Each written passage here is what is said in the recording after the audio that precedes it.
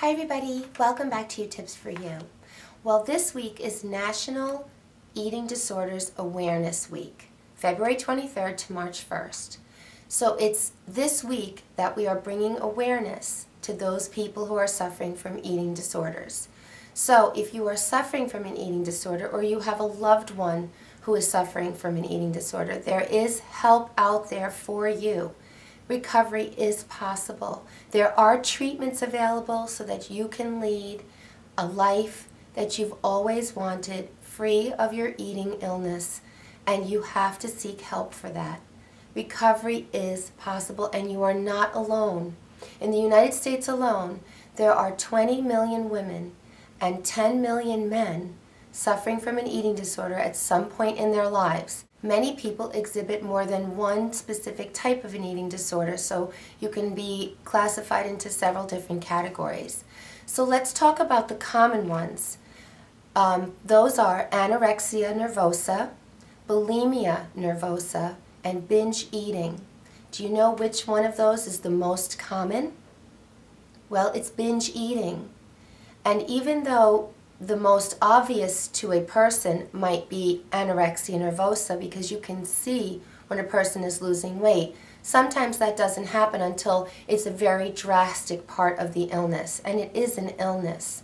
This is not a life choice. An eating disorder is an illness and it needs to be treated.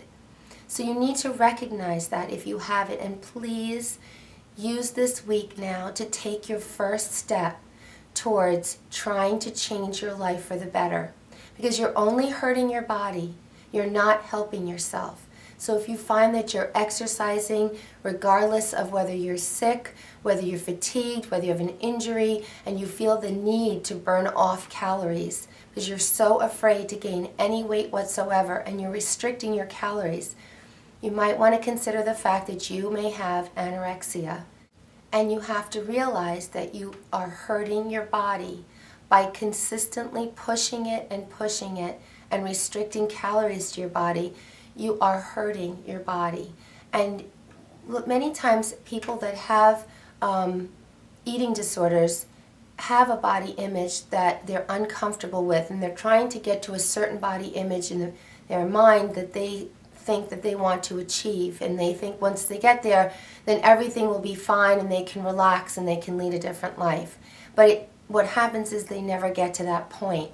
They just keep working at it and persisting at it and persisting at it, and they're not feeding their bodies what their bodies need in order to be moving and to be running and to be working so hard. And they forget when they look in the mirror and they're just looking at the outside of themselves. They're not really seeing that there is so much going on inside the body. It needs nutrition. It needs rest. So your heart needs to work properly. Your lungs need to work properly. Your organs need to function. Your kidneys, your liver. Everything needs to keep you in balance. So when you're pushing yourself like that, restricting your calories, perhaps you're only eating one food group, you're really harming those things inside your body that really need to help you keep you alive. And you're restricting that food intake below what your requirements are to keep you healthy for your particular physical requirements. And everybody has different physical requirements. An athlete has different calorie requirements than a person who doesn't exercise every day. So someone who's constantly burning calories and pushing their bodies needs to refuel quite often and needs to have a healthy diet and needs to eat enough in order for them to function properly. Also, another characteristic of anorexia is an intense fear of weight gain, or an obsession about weight gain, and the need to feel that they have to burn off those calories constantly, immediately, every day, all the time. It starts to consume one's life. And you can see sometimes if someone has an eating disorder, if you start to sort of watch how they eat, if they start to maybe just disregard complete food groups and not eat them. For example, eliminating carbohydrates completely from one's diet and having a fear of eating them is a sign of an eating disorder. Or people who excessively chew their food over and over again, take a very long time to eat it, or don't let foods touch each other in the plate. There's all kinds of rituals that are formulated around the food when you have anorexia. Now for bulimia, the main evidence of that eating disorder is usually purging to get rid of calories, making yourself vomit or throw up. And that can be preceded by binge eating. A person can binge eat and then feel tremendous guilt and the need to get rid of the food, as fast as they can to avoid the calories. There's also laxative use that goes along with that. Often they want to get rid of the calories, so they turn to laxatives and try to remove the excess food from their body that way. And bulimics are hard to spot often because they are of a normal weight. Because lots of times when a bulimic person eats, most of the food gets digested. Half of the food gets digested that you throw up, and most of the food gets digested that you are eventually going to evacuate due to laxatives. So you are getting calories, in your body to maintain your weight. But bulimia carries with it health risks that harm the body.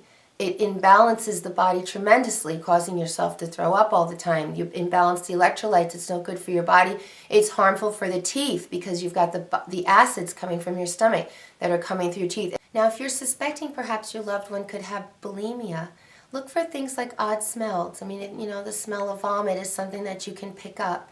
Look for puffiness in the face or the eyes.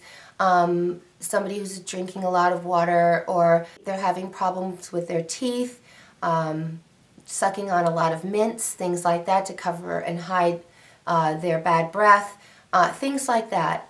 Okay, now let's talk about the last one, and that is binge eating. Binge eating involves eating tremendous amounts of food, more than you can hold, often not being aware of all the food that you're eating. I did a video actually quite a bit of time ago, it's on YouTube, on binge eating and trying to help deal with binge eating. There is a lot of help out there, and binge eating can be also accompanied by the bulimia as well, where a person tries to get rid of the calories after they've eaten them.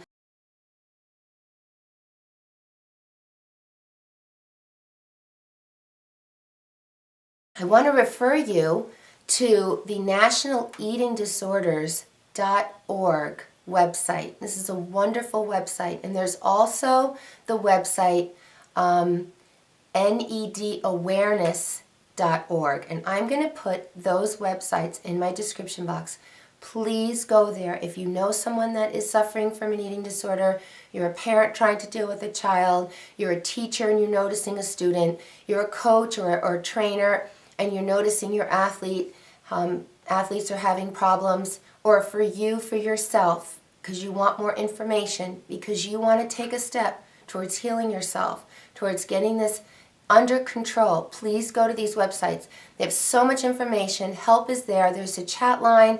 There's phone conversations you can have. There's an enormous amount of information to help you understand what it's about, to help you find ways to reach out, to educate you about it, and also you won't feel alone. You'll realize there's so many people out there that have these problems, this illness, and recovery is possible. You can get help. You can recover from this disease. You can. All of these disorders have consequences on your body.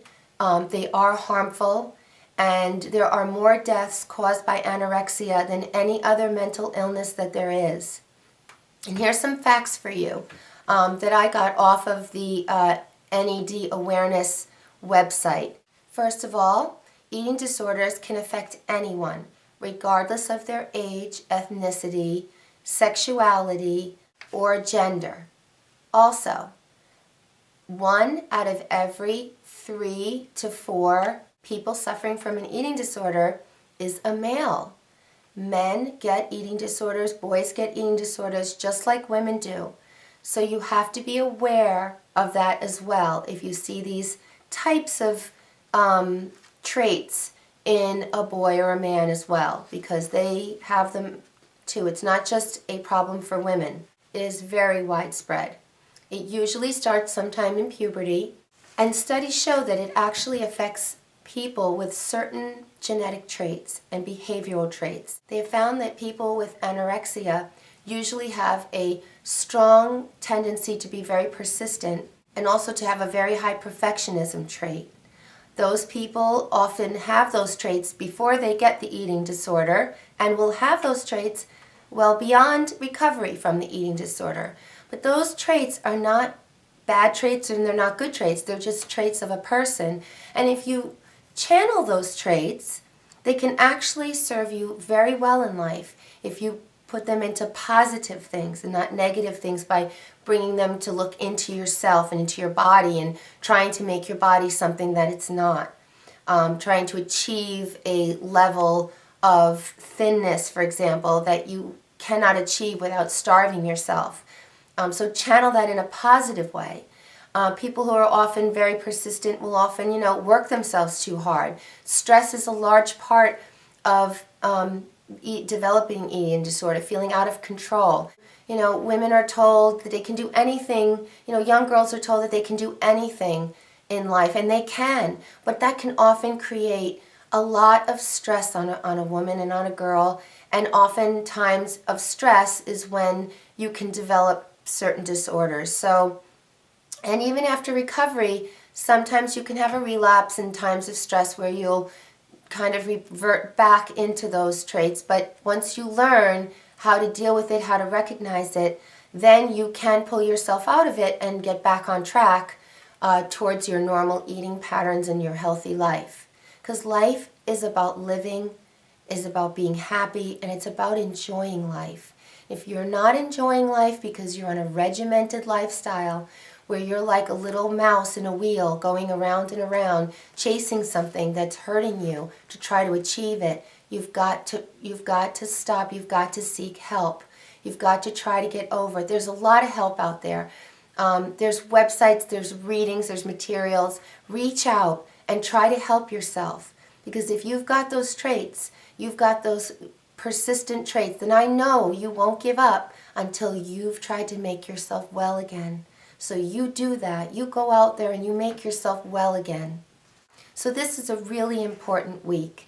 I think as this organization reaches out more and more and asks people just to do something to spread the awareness, and I'm doing that by reaching out and speaking to you on YouTube and making you stop and think about the years ahead in your life and how you want to lead those years. And stop looking in the mirror and seeing something that is not there. And seeing yourself as a beautiful, loving person, a healthy human being that was put on this earth, that was born a healthy little baby and fed and nourished and taken care of, and that you're hurting yourself and that you really need to make peace with your thinking.